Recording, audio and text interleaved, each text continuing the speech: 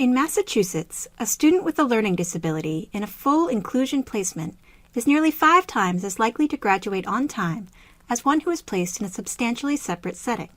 However, inclusive practice is not just a placement or setting. Instead, it refers to the instructional and behavioral strategies that improve academic and social-emotional outcomes for all students with and without disabilities in general education settings. 3 frameworks that support inclusive practice are Social and Emotional Learning, or SEL, Positive Behavior Interventions and Supports, or PBIS, and Universal Design for Learning, or UDL. They all fit within the larger structure of the Massachusetts Tiered System of Supports, or MTSS. These frameworks have a strong base in educational research. They provide principles and structures for effective inclusive practice that will benefit all students. As you go through this course, you will take a deeper look at each of these 3 frameworks. This video will give you an overview of them and the ways they can work together to support inclusive practice. For the Social and Emotional Learning Framework, this course builds upon a model developed by the Collaborative for Social and Emotional Learning, or CASEL. The CASEL model identifies 5 core social and emotional competencies that students need to be successful in school and life. You will unpack these competencies in the course. In an inclusive educational setting, attending to the social and emotional climate is of primary importance. Students and educators need to feel safe and supported in order to establish great conditions for learning. Students who receive quality SEL instruction demonstrate better academic performance, improved attitudes and behaviors, fewer negative behaviors, and reduced emotional distress. The Positive Behavior Interventions and Supports, or PBIS framework, is a model that many Massachusetts school districts have already implemented. It relies on clearly stated positive expectations, a continuum of supports for both appropriate and inappropriate behaviors, and a team-based approach to data-driven decision-making. In an inclusive setting, clearly defined positive expectations, routines, and intervention procedures are extremely important given the diversity of learners in the room. PBIS is designed to be applied in a tiered model, where all students will have access to high-quality supports across the classroom. Some students will need more intensive supports, and a few students will need very intensive supports. The provision of these supports is guided by student data.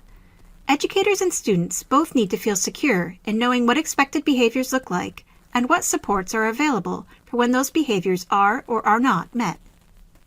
Finally, successful inclusive practice is built on the lesson design framework of Universal Design for Learning. The basic premise of UDL is that there are often barriers between learners and content. Thoughtful design of lesson content can help reduce the impact of those barriers. To design lessons that meet the needs of diverse learners, UDL provides 3 powerful guidelines, providing multiple means of engagement, of representation, and of expression. You will learn more about these guidelines and instructional strategies for mitigating barriers in the course. Having a framework like UDL to make lesson content accessible is vital in a successful inclusive setting. While some students will need accommodations to help mitigate the impact of disability on their learning, universally designed lessons can reduce the barriers between lesson content and the learner from the initial design. If these frameworks are new to you, don't be overwhelmed. Remember that everybody is learning together. You may be surprised to see how many of these strategies are already being implemented in your classroom, school, or district. It's okay to start small and build on your current practice. As you think about the social and emotional supports that you will provide for your students, remember that the SEL framework is available to help provide an evidence-based guide for that work.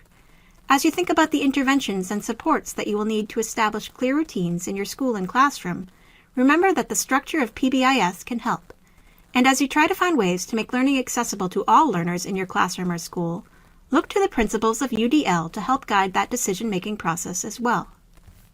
How might you use these evidence-based frameworks to support your inclusive practice? Use them to design your lessons, procedures, interventions, and instructional environments. Use them to guide collaboration and planning among peers. Use them in planning and come back to them when you need to adjust your plans. If they feel like common sense to you, then you are on the right path.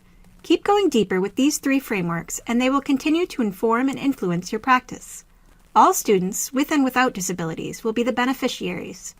Inclusion means a place for every student in every district, students with disabilities, students who are English learners, students who are gifted, students who are gay, lesbian, bisexual, transgender, or questioning, and students who seem to fall neatly into the average range. All students deserve a chance to learn in a safe and supportive environment. Along with comprehensive professional development, supportive instructional leadership, and time for collaborative planning and decision-making, these frameworks for inclusive practice will set you well on your way to supporting all students in inclusive settings.